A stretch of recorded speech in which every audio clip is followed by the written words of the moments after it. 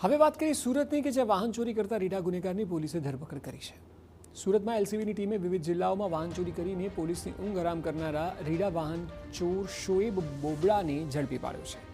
બીજા બાદ આરોપી વાહન ચોરી કરીને તેને વેચી દેતો હતો। આરોપી ચોરીના વાહન લઈને જઈ રહ્યો હતો તે જ સમયે એલસીબી દરોડા પાડીને આરોપીને ઝડપ્યો। બીજા બાદ આરોપી પાર્ક કરેલા વાહનોનો લોક તોડીને ચોરીને અંજામ આપતો। ત્યારે સમગ્ર મામલે પોલીસે આરોપી પાસેથી 4 બાઇક અને 3 રિક્ષા સહિત 2,95,000નો મુદ્દામાલ કબજે કર્યો। આ અગાઉ પણ આરોપી સામે દક્ષિણ ગુજરાતના વિવિધ પોલીસ સ્ટેશનમાં 22 ગુના દાખલ થયેલા છે, જેમાંથી 7 ગુનાની આરોપી કબૂલાત કરી છે। ત્યારે હાલ સમગ્ર મામલે પોલીસે વધુ કાર્યવાહી હાથ ધરી છે।